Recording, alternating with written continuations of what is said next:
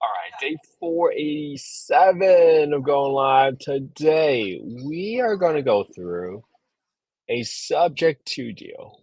Now, a subject to deal, we've been getting some good feedback, and sometimes our community members are from the Subto community, subject to community, ran by Pace Morby. What I want to do right now is show you how to quickly rule out a deal that you get sent. So let's take, for example, this property got sent to me. 16716 Westmoreland Street, Goodyear, Arizona, 85338. 22 square feet, 2,200 square feet, 4 bed, 3 bath. It says the cash flows as a long-term rental. Interesting. Okay. It says the total PITI is 2660 and there is a solar on this property. So purchase price 457 with a 55K seller finance, a 7-year balloon. So this means that we're taking over the property, subject to, and we're gonna take over ownership of the property, but we'll take over the underlying payments on the property. Now, let's see, loan summary. Let's see what's going on here. Let's see if I can get a little bit more information here.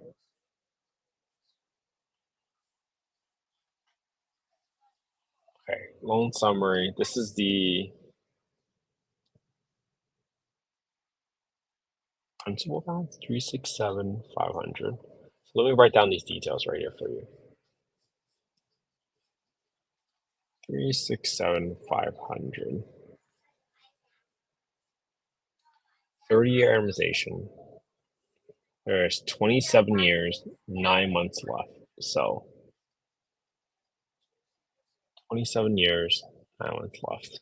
What I want to do is just simply show you that you don't really need to know exactly what the start date of the loan needs to be, because all you're doing right now is to quickly understand how to figure out whether or not this property is worth your time. Okay. Now, when I saw this property, I can see the total PITI is 2660. It says the cash flow is a long-term rental. So the first thing I'm gonna do is I'm gonna go to affordablehousing.com. I'm gonna go to the owner section. I'm going to the market rent estimator, plug in the address, plug in the bedroom count, and now I can see that the average rent for 25 units within a 0.29 mile radius, which is really small radius to get 25 units, is 2019.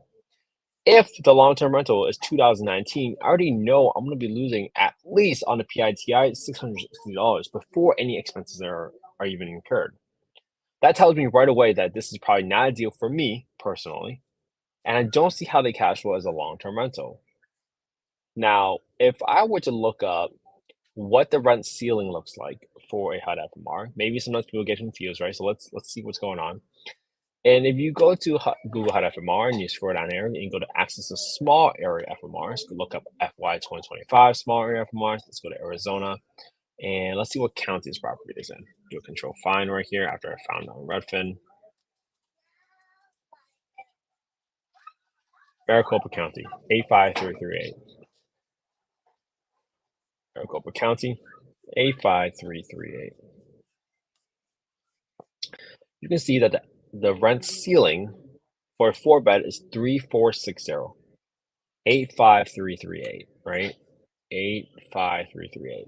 Now, if you took the FMR and you assume that that was going to rent you're going to get, you forgot to keep in mind that the 3460 is actually the rent ceiling, which means that after you deduct any utility allowances, all right, if you're not including utilities, you got to deduct the utility allowances from the rent ceiling. But you also forgot to think about the rent reasonableness test. Here's your biggest problem, right? If within 25 units,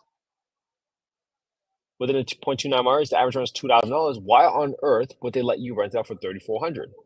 And here's the details in actual wording, right? If you look up the Housing Choice Voucher Program Guidebook, right? Housing Choice Voucher is what was previously known as Section 8. We rebranded it from Section 8 to Housing Choice Vouchers because of all the negative connotations associated with Section 8. However, if you go to the program guidebook and go to Section 2.2, this is where they highlight the details about rent reasonableness. And it says right here that in conducting rent reasonableness, the Public Housing Authority, PHA, must determine whether the rent to the owner is a reasonable reasonable rent in comparison to rent for other comparable unassisted units. So this means you can't charge more rent than what the market is charging, which is 2019, simply because you're renting out to a voucher holder. So if you went to HUD FMR and you underwrote this property thinking you were in a cash flow because you thought you were going to get 3460 as a rent ceiling, you will be gravely mistaken because they're going to look at your comps, and by the time you bought the property and closed on it, thinking you're going to get 3400, everyone else around you is renting for $2,000. Now, gotta be apples to apples, right? Obviously, type matters, but generally, you don't see four-bedroom apartments, so it's pretty good, safe bet. Again, it's not an investment advice. We're not selling any investments on this call. The four-bedroom right here are probably single-family homes. So right then and there, I know not to analyze this deal further. But let's do the numbers out loud, right? So let's say you bought this property for what's the purchase price? Entry fee of 45K, and they want 457. You bought this property for 457. Let's say there's no rehab really needed because I saw some of the photos and it looked like it was in pretty good condition, right? Yeah, modern kitchen, maybe some carpeting, but it looks pretty much like a flip. All right, so just like that, I'm gonna say I need less than 1,500 bucks for the roof. I don't need to do any painting work. I don't need to do any flooring work because it's already well, so I got $4,000 for rehab just for some general things that I cannot see potentially. 2,000. I'll even do 2,100 so you guys can see what number it is. And now you see the total PITI is 260 plus 119, the solar amount. So the total PITI includes the seller financing fees, 260. So I'll just do equals 260 minus any of the loan balances that I have in here. I can zero out my secondary loan because I don't have the loan details here on a secondary loan. But that still allows me to back into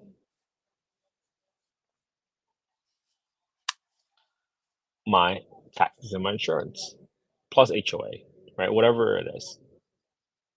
Then I'm adding $50 for insurance. I got 10% of the rent set aside every single month for maintenance, CapEx, right? Because I just got a roof replacement bill for $15,000, right? All these factors add up really quick, really fast.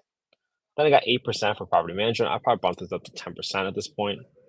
Got 5% for vacancy. And you can see right now, if I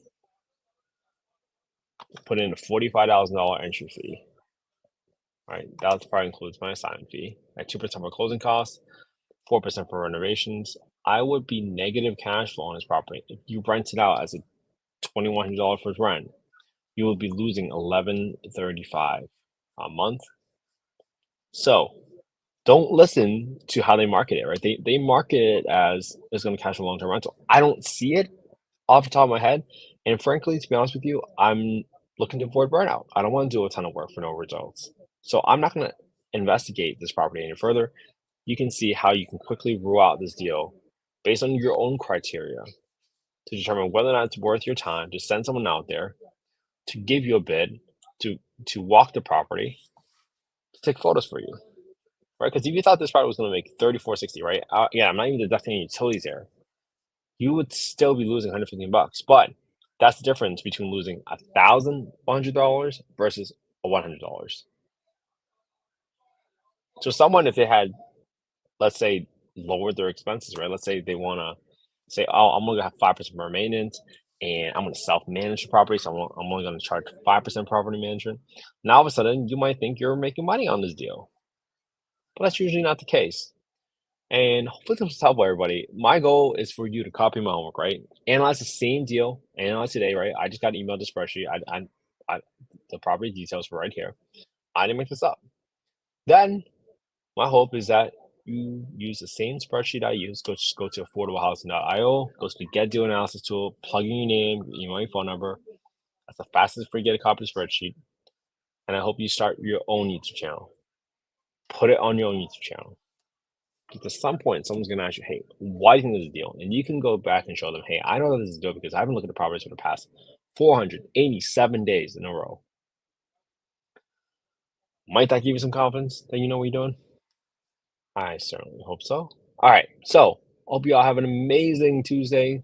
Spend some quality time with your family and friends today. And for those of you that have not seen our latest podcast, it is with Velma De La Rosa out of Habitat for Humanity in Orange County.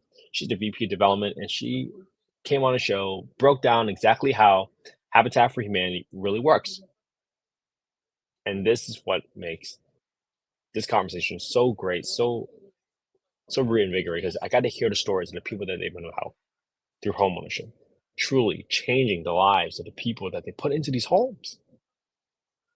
It's a great conversation. Hope you check it out, and I'll see you all tomorrow for day 488. Have a good one, everybody. See you all tomorrow.